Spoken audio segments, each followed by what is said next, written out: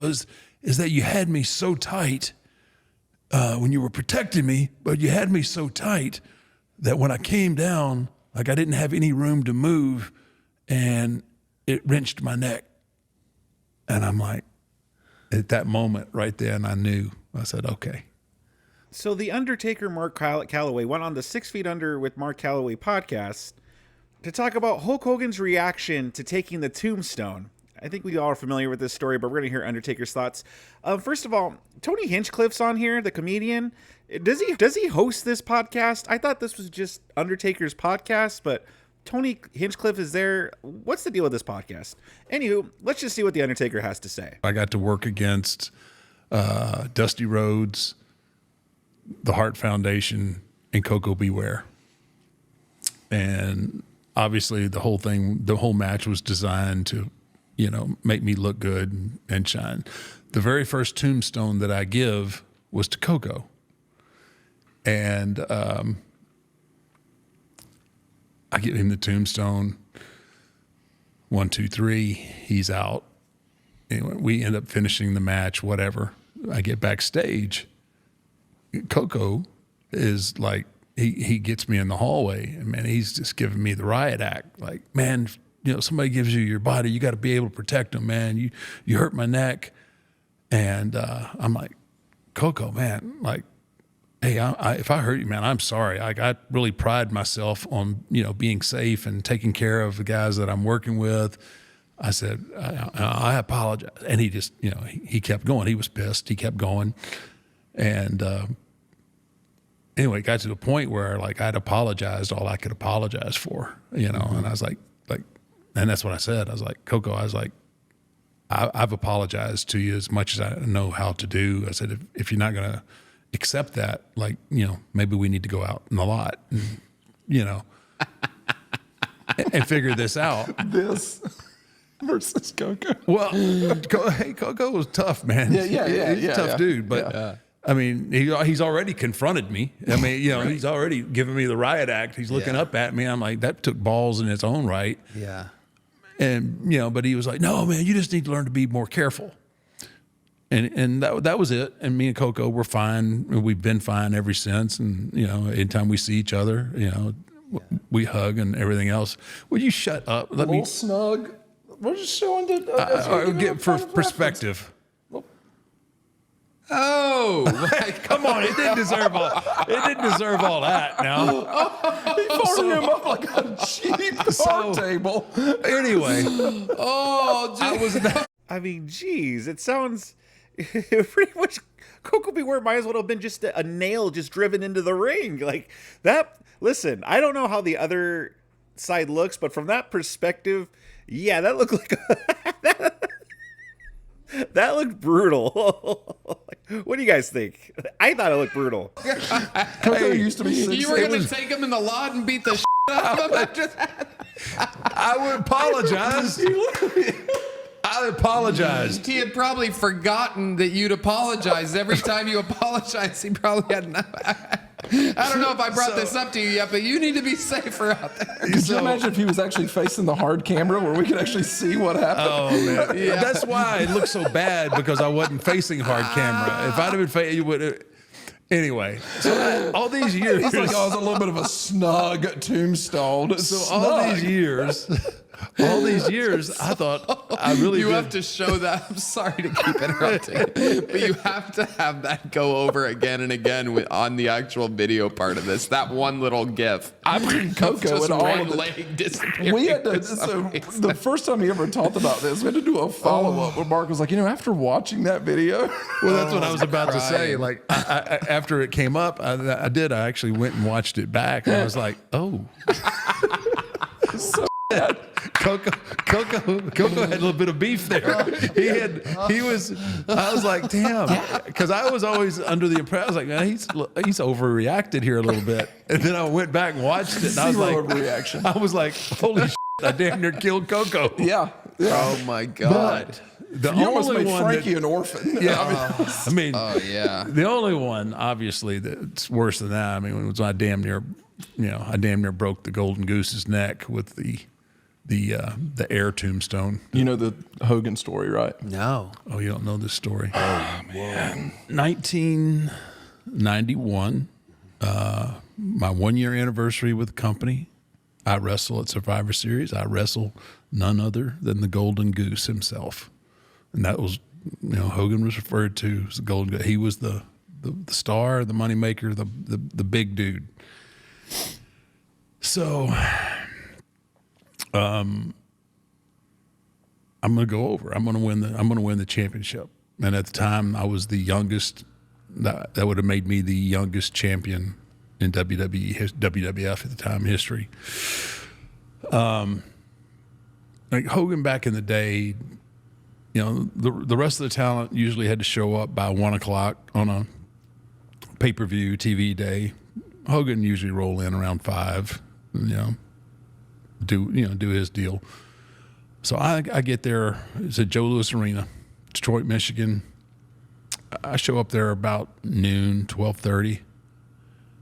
Hogan's already there. Oh. And I'm walking down the hall, just going to my locker room, and he goes, "Hey brother, can I talk to you?"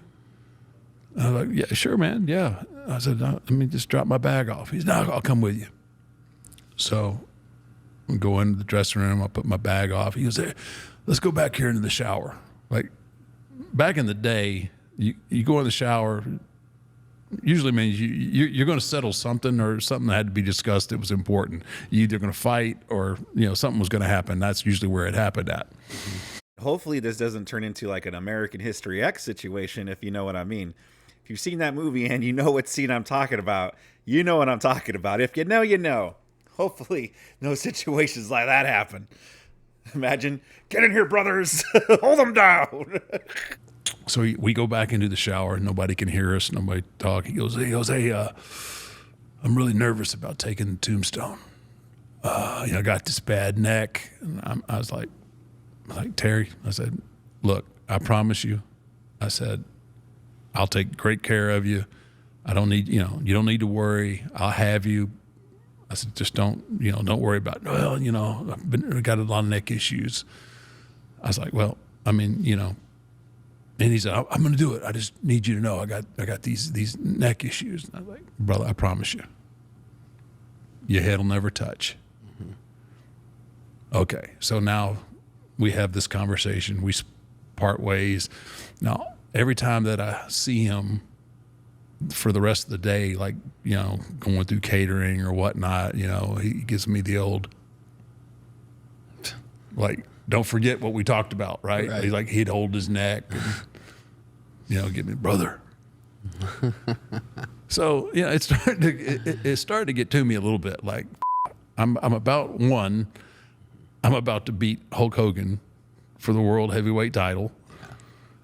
And so we get into the match, and match goes the way it goes. Now it's time for the finish. Finish is where I'm going to tombstone him on a chair. Flair he runs down to the ring, slides the chair into the ring. I give him a tombstone on the chair. That was going to be it. 1, 2, 3. Mm-hmm. When I tell you, I had the man. And the man was, I've given my kids rougher bumps than I give Hogan. Yeah. Right? I mean, I wrap him up. I've got him. The chair comes down. Boom. As soon as my knees touch, right? Which, Hogan's a big dude. Boom. As soon as my knees touch, "Oh, brother, you got me." I'm like, "Oh, shit. Oh, I just crippled the Golden Goose. I just hurt Hogan." Yeah. Like, I mean, I've gone from becoming champion till I'm going to probably get fired over this, right? Yeah. This is all running through my mind in the instant. Like, oh, crap. He warned. I am just like in strict panic mode. He's laying there. Finally, he gets up and he leaves. I don't remember if he was helped out or whatnot. So I'm here, like I'm supposed to be having this moment, which it had to have been internal anyway because I'm the Undertaker and the Undertaker wouldn't celebrate. But all I'm thinking of is like, I'm about to go backstage and get fired. And I've hurt Hulk Hogan on top of it, right? This is like, you just fumbled. So I'm walking back and I get backstage and I was like, where's Hogan? And they said, no, he's in Vince's office. I'm like, oh, great. So I go into Vince's office there at Joe Louis. Hogan's laid on the floor. Oh, no. Got people all around him, and I'm like, holy shit. So I'm going over, like, check on him and, apologize and everything else. Like, as soon as I start to get over there, here come the EMTs. And like, it's, back then, and it was still kayfabe and everything. Everybody protected the business. So I went into the restroom and was like kind of behind a retaining wall that was like that. And, I can hear the conversation, like, hey, can you feel your hands? Can you this and that? And I'm just like, oh my God. Yeah, I'm just like in strict, I'm in total panic. And Shane McMahon comes back and, he's shaking his head. He's like, I don't really understand why he's shaking his head no, but he's shaking his head like, don't, you shouldn't be worried about this. And I'm just like, are you freaking kidding me? And what is he at the time? Like 18 or something? Yeah, he was young. Yeah. And, I can hear the EMTs, they're checking him out. Yeah, real quick, I was wondering the same thing. I was like, how old was Shane? Like 10, 11? Like, how old was Shane right then, man? He must have been young, like at least 16, 17 years old, right? No? I don't know. I don't know how old Shane is, but he had to have been young at that time. Dude, I'm here laughing because, like, what a freaking dick Hogan is, man. Like, I want to hear I'll get to the end of this story to see where it ends, but for this guy to be like, oh, brother, and just laying in there and the EMTs are called in, like, holy cow, dude. This is insane. And then all of a sudden I hear Hogan go, somebody get my wife and kids on the phone. And I'm just like, oh. Anyway, they put him on the board, and then they put the board on the gurney. They take him off to the hospital. I'm just like, I'm done. Like, I'm gonna have to start calling. I'm gonna call and apologize to Ole, tell him I'm. You're right. I'm right, but can I just So, but everybody. So I'm walking down the hall, right, and I just think I've crippled Hulk Hogan, and guys are coming up to me like. Mark, his head never touched. And I'm like, no, I can't hear it, right? I mean, I can't, none of that is registering with me. I'm like, no, man, I dropped him. I dropped him on his head. I hurt him bad. I mean, they took him out in an ambulance, and everybody's telling me, like. You're rationalizing it. The chair, it's 2 inches higher than what you're used to tombstoning. Yeah. He must have clipped it. But everybody's coming up to me. You're probably replaying what you actually did to Coco Beware. Right. but everybody's coming. That's great. Yeah. Not again. Coco. Not again. Coco was probably at home rolling. See it, son of a bitch. No. So, but all the guys are coming up and saying, like, man, his head never touched. And I'm like, no, man, I got him. So we didn't have, like, I didn't have the same accessibility to monitors and playback back there in 91 as we do now. So it took a few days before I actually got to see the footage. Mm-hmm. Sure enough, the head never touched. Right. Here you go, Tony. He was old school. Wow. You can see how far his head is from the chair. Wow. Yeah. Yeah, I've given my kids much rougher bumps than that. And what sucks about this is Mark has his family in town. Yeah, I'd flown. Right. Like, I'm still trying to dig myself out of debt, but I'm about to win the World Heavyweight Championship, so I've flown my family to Detroit. Wow. From Houston, and they're ready to celebrate and have a good time, and I can't even, I couldn't eat. I missed your reservations. And everything. Everything. It was horrible. But now I see the footage, And I'm thinking, some like his head never touched. Like, why? You know? So now I'm having to have this, they come up with this Tuesday in Texas, this pay-per-view that they just add out of the clear blue. A pay-per-view on Tuesday. Never happened, but now there's this Tuesday in Texas pay-per-view. I'm thinking, oh man, this is going to be my punishment. They're going to take the title away from me right now, and all this stuff's in my head, but I'm going to get an answer.